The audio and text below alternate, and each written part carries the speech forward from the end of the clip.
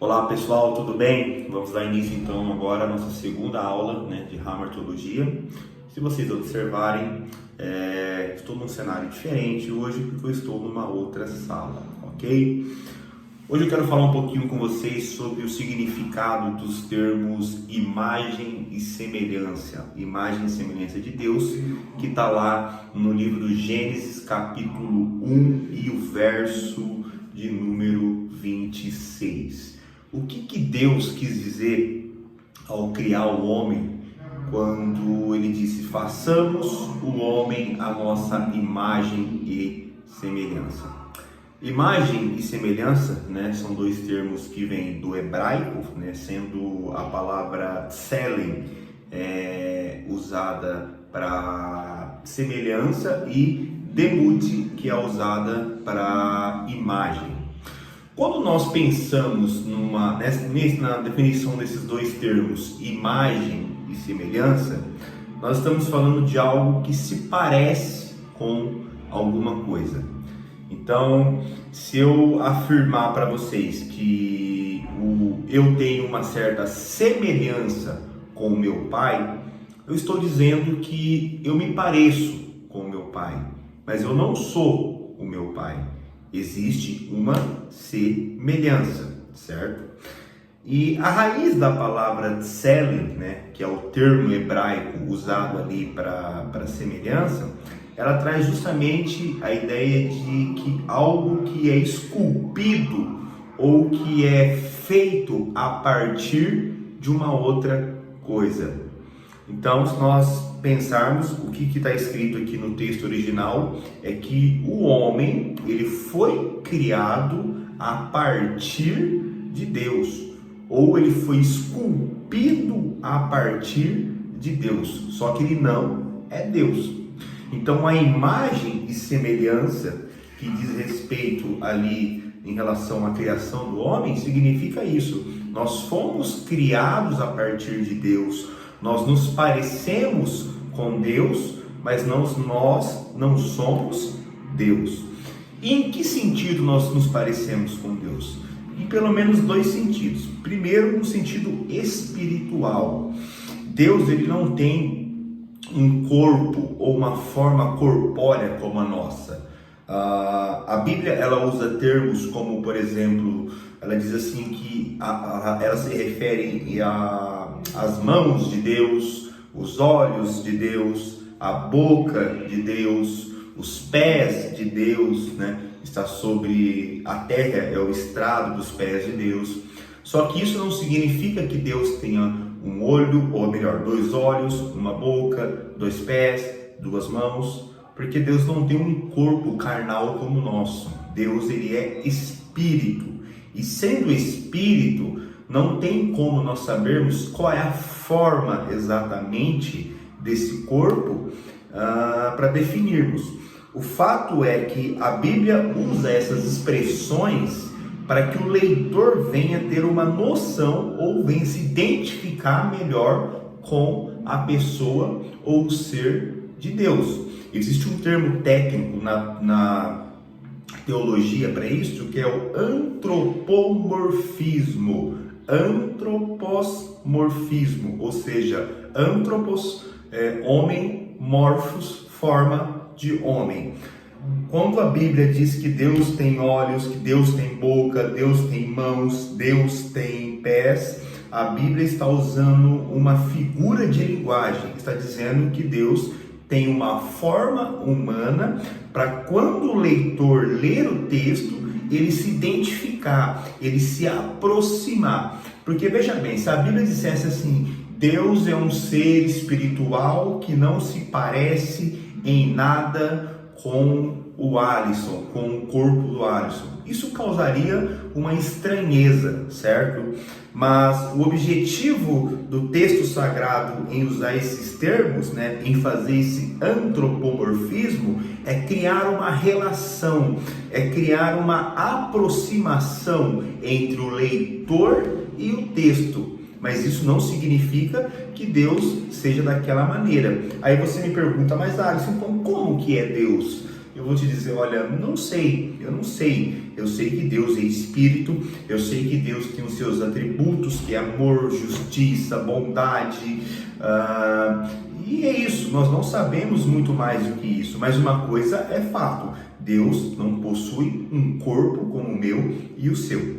Então, voltando na ideia do Tselem e do Demut, da imagem e semelhança, como que nós nos parecemos com Deus? Como que nós somos feitos à imagem e semelhança de Deus? Justamente porque nós temos um espírito, nós temos um corpo espiritual, e aí está a nossa relação com Deus. Foi aí que nós fomos feitos à imagem e semelhança. É aí que nós somos esculpidos a partir da forma divina. Então também é correto afirmar que existe uma centelha divina dentro de nós.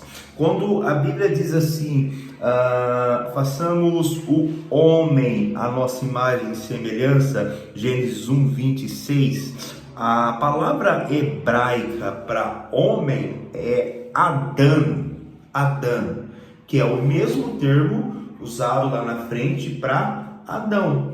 Eu não sei se vocês sabem, só que Adão ou Adão no hebraico, não é um nome próprio, não é o nome de uma pessoa, mas é um termo.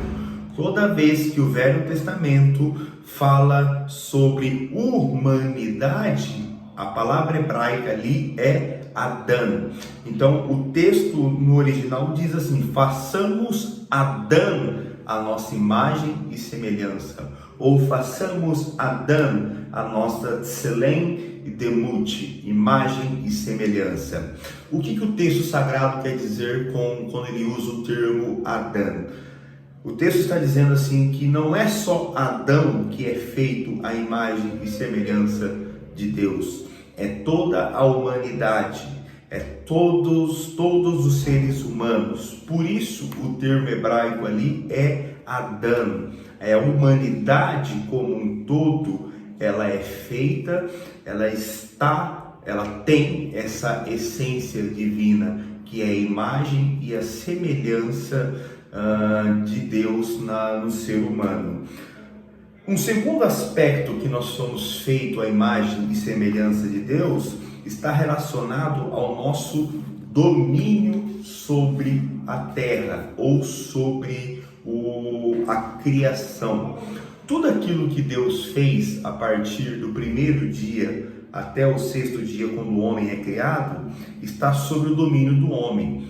Deus deixou uma ordem clara para Adão, que foi a seguinte: domine a terra, plante.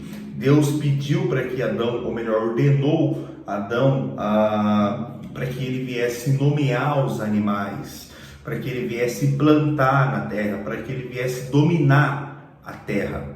E aí tem algo interessante: o Deus Criador, que cria o universo, que cria a terra, ele também divide essa função, vamos assim dizer, né, com o Adão, ou com Adão, com a humanidade. Então, da mesma maneira que Deus ele controla ou ele administra a sua criação, administra o mundo, vamos assim dizer, Deus compartilhou isso conosco. Nós definimos esse fato também com o princípio da mordomia. Mordomia é uma palavra que não tem nada a ver com ficar sem fazer nada, né? Mordomia no sentido de mordomo. O que é o mordomo? O mordomo é aquele que cuida, é aquele que zela, é aquele que administra, né, uma casa.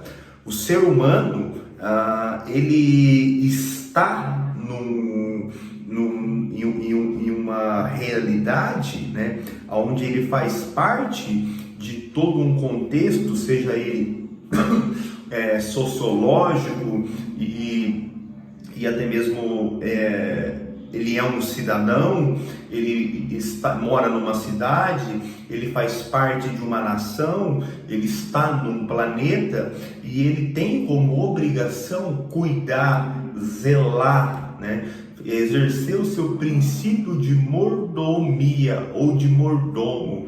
É nossa função cuidar, zelar do planeta Terra, do jardim, assim como Deus ordenou que Adão cuidasse do jardim, é nossa função também cuidar do nosso jardim. Aí nós podemos fazer uma aplicação aqui, né? Vamos pensar no jardim como se fosse a nossa casa, a nossa família. É sua função cuidar do seu jardim. Vamos pensar no jardim como se fosse talvez o seu ministério. É sua função cuidar do seu jardim, ser o mordomo do seu jardim.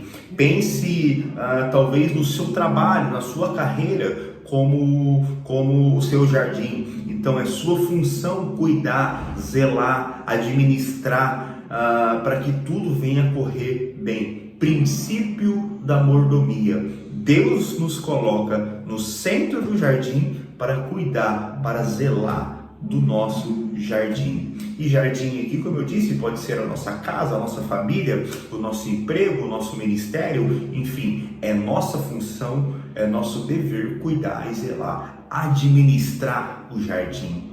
Nesse sentido, nós também somos feitos à imagem e semelhança de Deus. Assim como Deus cria e administra, zela, cuida, também é nosso papel administrar, zelar, cuidar. Então, quando nós falamos da imagem e semelhança, primeiro, nós nos referimos à parte espiritual que Deus nos concedeu, que também Deus é espírito, então somos feitos parecidos com Ele nesse sentido, e somos feitos parecidos com Ele no sentido de que é nossa obrigação também cuidar do jardim, zelar da criação, assim como Ele, de uma maneira macro, vamos assim dizer, também está cuidando. Ele compartilha essa função conosco.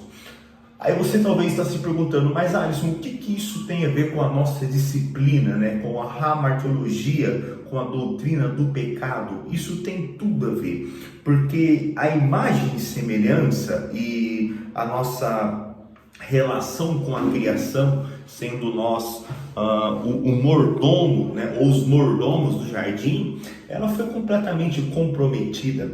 É a primeira coisa que é comprometida, vamos assim dizer, após a queda.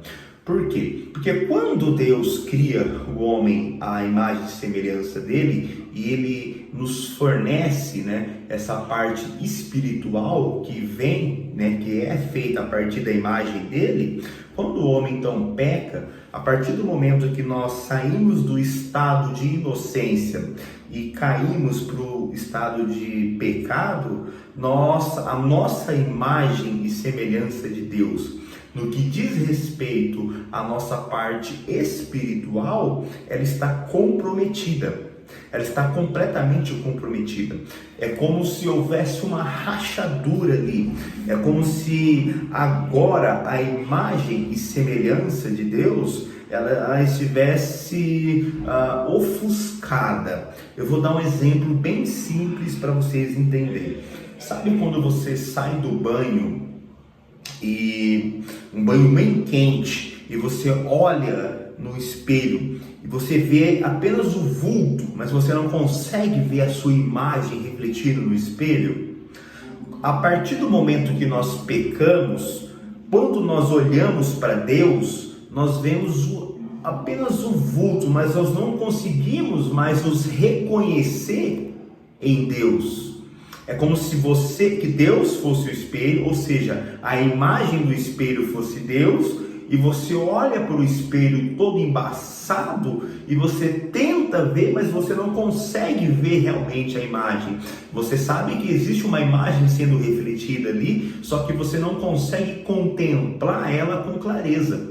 A partir do pecado, a partir do evento de Gênesis 3, a nossa capacidade de nos enxergarmos em Deus ou de nos vermos em Deus, ela foi completamente comprometida, porque o pecado ele nos afeta de tal maneira que isso nos distancia de Deus. Então agora eu sou um ser humano caído, né, pecaminoso. Quando olho no espelho, eu até vejo que existe uma imagem ali, só que eu não consigo mais me identificar, porque ali está um Deus santo e aqui está um ser humano pecador. Por isso a imagem ela está toda embaçada. Eu não consigo ter essa identificação, eu não consigo me reconhecer ali no espelho, ou seja, eu não consigo olhar para Deus e me ver. Antes da queda, isso era possível. Isso tanto é verdade que o texto de Gênesis diz assim, que Deus descia no jardim todos os dias para conversar com Adão. Havia ali uma conexão, havia algo diferente ali. E existe uma curiosidade aqui muito interessante que eu vou colocar vocês para pensar agora. Vocês já pararam para pensar quanto tempo durou esse período da criação até a queda? Nós sabemos que o mundo foi criado em 7 dias. Sabemos que o ser humano foi criado no 6º dia e no 7º dia Deus descansou. A partir daí, a Bíblia diz que então Adão administrava o jardim e que Deus descia todos os dias, no final da tarde, para conversar com Adão. A pergunta é, quanto tempo durou isso? Quando nós lemos o texto sagrado, Gênesis capítulo 1, 2 e 3, a sensação que dá é que foi de um dia para o outro. Um dia, ou melhor, no 7º dia Deus descansa, aí no 8º dia Deus conversa com Adão ali no jardim, e talvez no 9º dia Adão já peca, e aí começa então o estado, vamos dizer, pecaminoso da humanidade. Só que não é isso. Nós não temos como calcular quanto tempo durou esse tempo da inocência, vamos assim dizer, esse tempo em que Adão e Eva esteve com Deus sem comer do fruto proibido. Pode ter sido um dia, como pode ter sido 1 milhão, 2 milhões de anos ou de dias. Isso explica o porquê que quando os arqueólogos, os cientistas, eles descobrem alguns artefatos e eles falam assim, olha, tal artefato tem milhões de anos. Mas aí a Bíblia vem, se você for fazer a contagem dos anos a partir da Bíblia, nós chegaríamos à conclusão de que a Terra tem no máximo aí 6 mil anos. Não, o tempo ele passa a ser contado. A Bíblia diz que Adão viveu 900 e poucos anos. Só que o tempo de Adão ele começa a ser contado a partir do momento da queda.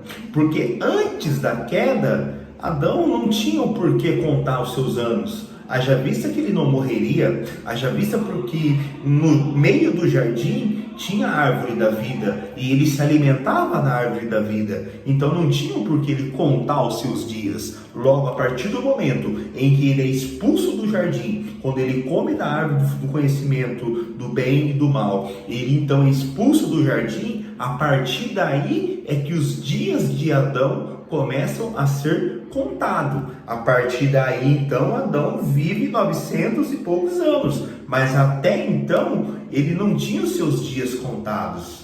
Então, não tem como nós mensurarmos isso. O fato é de que nós não sabemos quanto tempo Adão e Eva estiveram com Deus no jardim. Pode ter sido um dia, ou pode ter sido 1000 dias ou 1000 anos. Nós não sabemos.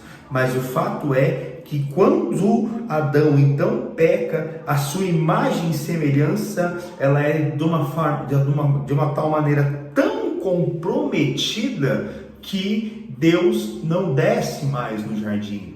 Deus não vai mais se comunicar com Adão, porque é impossível agora haver uma comunicação direta entre Deus e a humanidade entre Deus e Adão. Lembrando que a palavra hebraica para Adão significa humanidade. Esse elo ele é cortado e só vai ser restabelecido com o sacrifício de Cristo na cruz do Calvário. Então, falar de doutrina do pecado, falar de hamartologia, também é falar das consequências do pecado.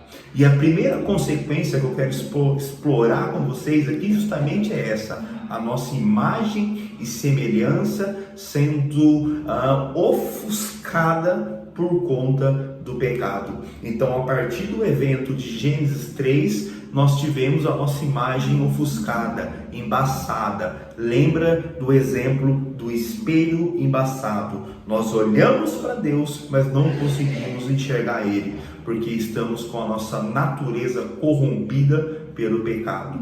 Isso tudo vai ser mudado, alterado, quando Cristo vem, morre por nós na cruz do Calvário, e aí sim, todo aquele que crê em Cristo agora e entende que Ele é seu único e suficiente Salvador, quando ele entende essa verdade, ele é adotado novamente, é família de Deus, e agora ele olha no espelho e ele consegue se identificar com o Pai, porque agora ele vê ali em Cristo, a pessoa de Cristo, como se Cristo estivesse apagando, ou como se Cristo estivesse limpando aquele espelho embaçado, e agora eu consigo contemplar Deus.